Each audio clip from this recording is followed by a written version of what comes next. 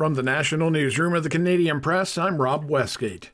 Indigenous-led, supported, and backed projects are featured in the latest round of federal referrals to the Major Projects Office. The Silesims LNG project is one such initiative. It's a floating export facility and natural gas pipeline across BC's north, and it is to be built on Niska Nation territory, supported by the First Nation.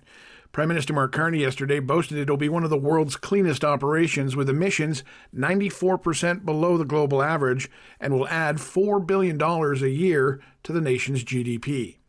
Former Immigration Minister Lloyd Axworthy says he believes Canada is putting its reputation as a welcoming place for refugees at risk. In an interview with the Canadian Press, Axworthy takes aim at recent federal policy, including the proposed border security bill that would give Ottawa new powers, limiting who can claim asylum and halting applications in what it calls the public interest. He says that kind of refugee and asylum policy in Canada is being driven by so-called Trumpian thinking, adding that Canada should end its Safe Third Country agreement with the U.S., as it is no longer safe due to Trump's mass deportation drive. British Columbia Premier David Eby will be in Victoria, BC for the start of the provincial NDP convention, running today until Sunday, and that's where he'll be facing a leadership review tomorrow. I don't have a number in mind. Obviously, I want a healthy majority. Obviously, I want 100%, but a healthy majority and support for the hard work going ahead. It's going to be a great chance to engage with members. University of British Columbia political science lecturer Stuart Prest says Eby will face questions about his leadership if the result falls below the 75% threshold. South of the border, it looks like the U.S. Justice Department is suing to block California's new congressional map. On November 4th, California voters approved redrawn congressional boundaries that could give Democrats a shot at gaining 5 U.S. House seats. About a week and a half later, though, the Justice Department's filed a lawsuit challenging the new map, joining a case brought by the California Republican Party. Democratic Governor Gavin Newsom pushed hard for the new boundaries, saying it would counter a Republican-led effort in Texas, backed by President Trump. 2 other Republican-led states, Missouri and North Carolina, have also redrawn their maps to boost GOP chances. But California's redistricting is the first and so far only effort being challenged by the Justice Department.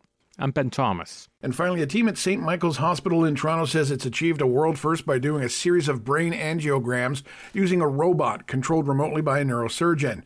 Now, normally the doctor is beside the patient moving the catheter manually, but Dr. Victor Mendez Pereira was about 6 kilometers away, remotely steering the robot as it moved a catheter up through the patient's body into the brain. The next step will be to increase that distance between Pereira and the robot to more than 600 kilometers, the distance from Toronto to a participating hospital in Northern Ontario. This is the Canadian Press. In sports, Maple Leafs head coach Craig Berube says he's not going to hit the panic button just yet, but there is a level of urgency after Toronto's 4th straight loss. Quinton Byfield scored in overtime as the LA Kings came back to defeat the Leafs 4-3. Dustin Wolf stopped all 16 shots he faced as the Calgary Flames blanked the San Jose Sharks 2-0. Elsewhere, the Ottawa Senators held on for a 5-3 win over the Boston Bruins, and the Columbus Blue Jackets edged the Edmonton Oilers 5-4. Oh, and there was that little matchup between the Dallas Stars and the Montreal Canadiens, with Dallas coming out on top 7-0. Over to the NFL, where the New England Patriots are winners of 8 straight games, beating the New York Jets 27-14 last night. And finally, in the NBA, Scotty Barnes had 28 points in a near triple-double. Emmanuel Quickley added 25 as the Toronto Raptors beat the Cleveland Cavaliers 126-113.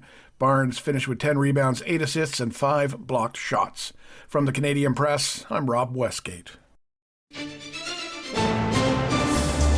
Thanks for listening. Don't forget to follow and subscribe.